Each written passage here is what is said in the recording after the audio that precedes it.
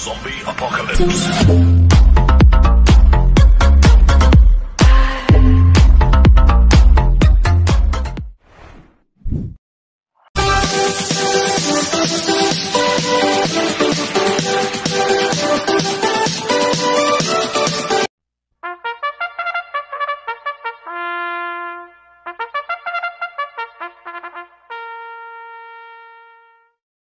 Ang araw po mga bayang karerista.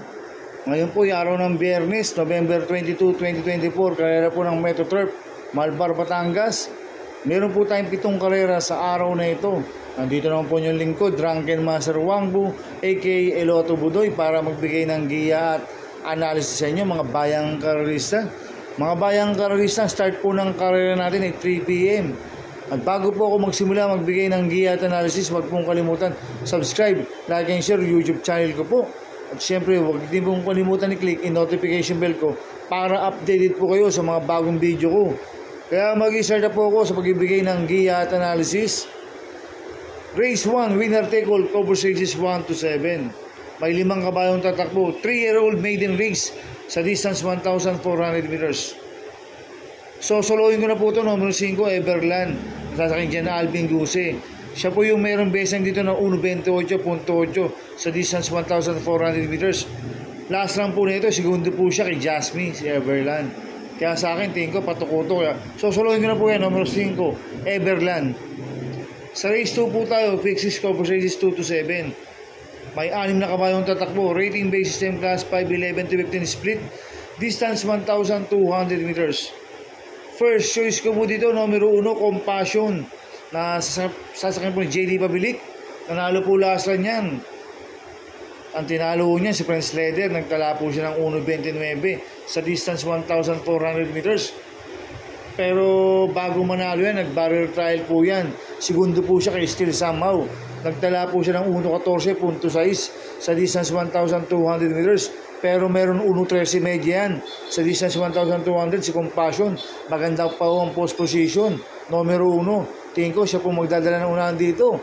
Pag napabayaan, pwede makatapos ang karera. Kaya malaki po panalo sa akin ito. Kaya siya po first choice ko. Second choice ko po, numero 6, 7 of Diamonds, na sasakyan ni Kelvin Abobo. Last round po nito, November 16. Tarsero po siya kay Blaine Dagos, October 14. Nagtala po siya ng 1.30.4 sa distance 1,400 meters. Pero meron 1.14 po yan sa distance 1,200 meters, si 7 of Diamonds. Kaya malaki rin po panalo sa akin ito. Kaya siya po second choice ko. Kaya ang first choice ko po, numero 1, Compassion. Second choice, numero 6, 7 of Diamonds.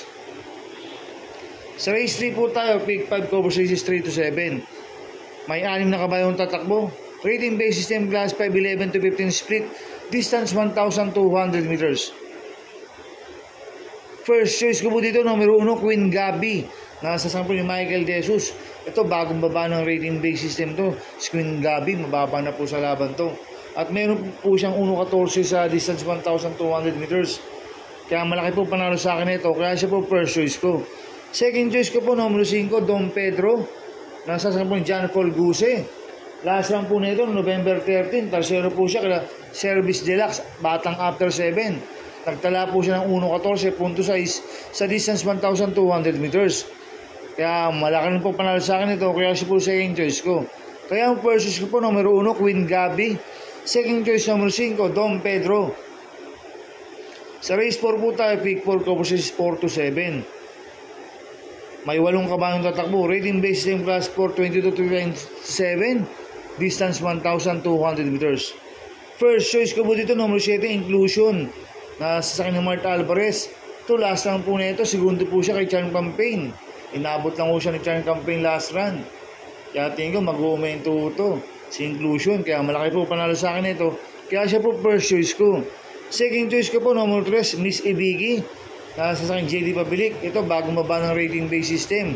Last round po na ito, tumakbo kila Blackstock, pang-4 po siya. Kaya sa akin, tingin ko, malaki po panalo sa akin ito. Kaya siya po second choice ko.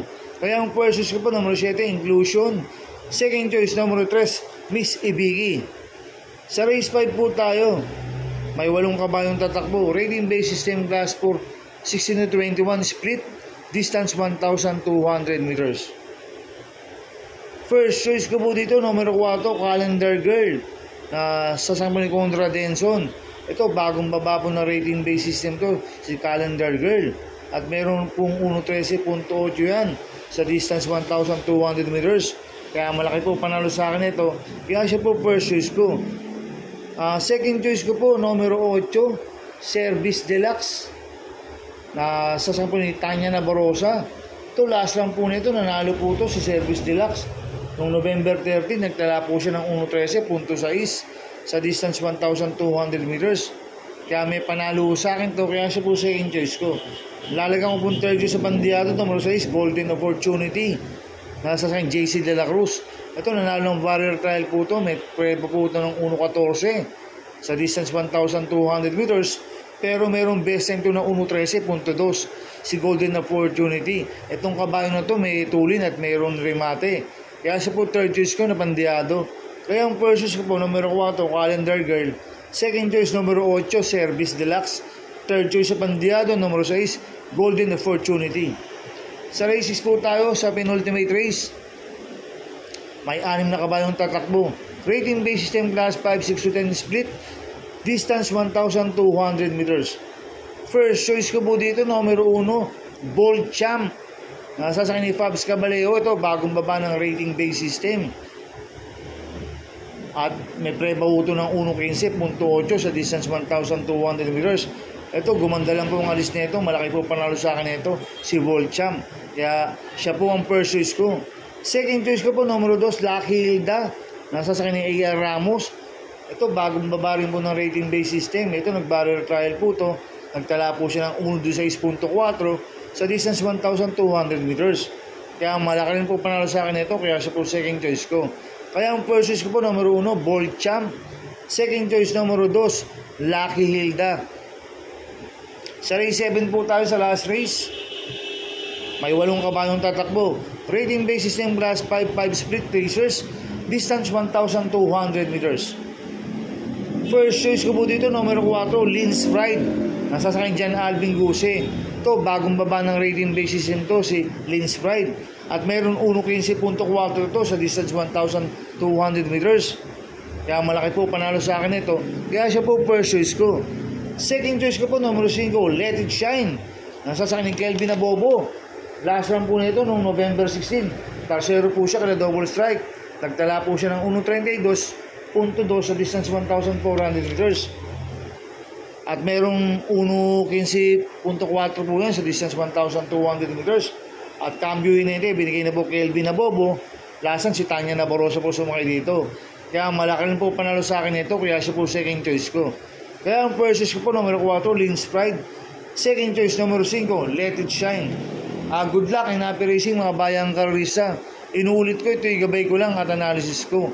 Pero pagdating sa tayan, kayo pa din masusunod. Sana ay swertein tayo at magsitama. Kaya good luck po sa ating lahat mga bayang karorista. Mga bayang karorista, shoutout muna ako. Happy racing po sa mga bagong subscriber ko at sa mga walang sawang sumusubaybay sa YouTube channel ko. Maraming salamat po sa inyo. At happy racing din po sa mga boss ko. Kay Boss Manuel Chua, kay Boss Manny Caplis, kay Boss Jing Garcia ng Double Rock. Happy racing sa inyo. Sana ay swertein tayo at magsitama. At happy racing din po sa mga taga Barkadano TV, kay paring Paxi Villar, kay Abin Prinal, kay Chairman Boy Samson, kay Dudoy Jesus, kay Kuya Junior Villar, at kay Makmak Villar, at kay paring Arnel Lorenzana. Happy racing po sa inyo sa mga taga Barkadano TV. Sana ay swertein tayo at magsitama. Kaya good luck po sa ating lahat. At happy racing po sa mga taga Pingping Boys at sa mga taga Double Rock. Sana ay swertein tayo at magsitama. Kaya mga bayang karorista, please subscribe my YouTube channel at Tubudoy 2.0. At sana ay lagi pong panoorin ng ads ko. Huwag niyo pong skip. Kaya maraming salamat po sa inyo and God bless.